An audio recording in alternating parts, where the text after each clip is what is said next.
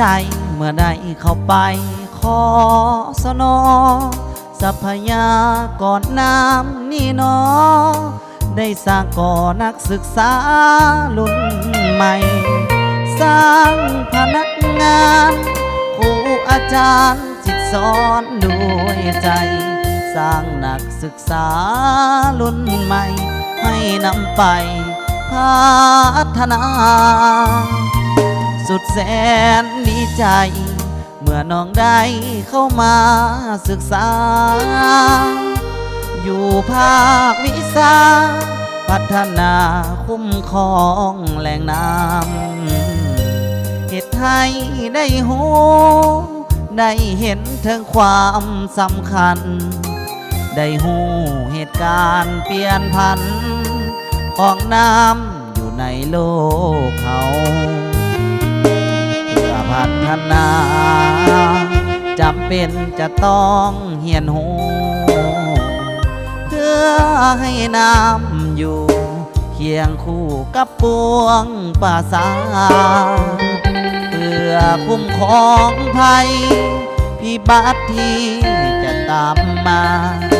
เพื่อแก้ไขในตอนหน้าปัญหาของนำขาดแคลน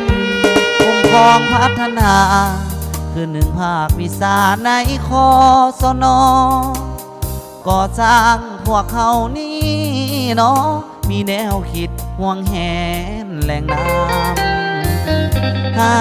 เฮาปกปักรักษาน้ำให้อยู่นาน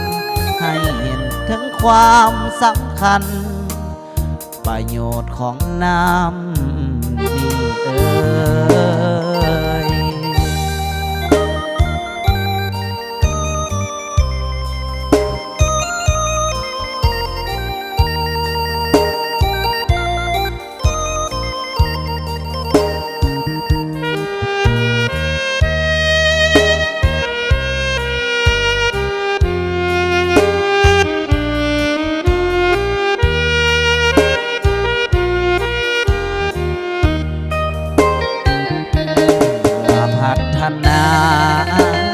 จำเป็นจะต้องเหียนหู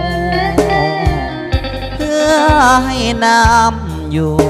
เคียงคู่กับปวงป่าสาเพื่อคุ้มครองภัยพิบัติที่จะตามมาเพื่อแก้ไขในตอนหน้าปัญหาของนำขาดแคลนคุ้มครองพัฒนา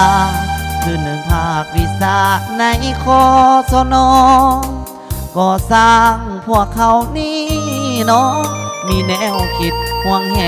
นแหล่งน้ำให้เฮาปกปักรักษาน้ำให้อยู่นานให้เห็นถึงความสำคัญประโยชน์ของน้ำ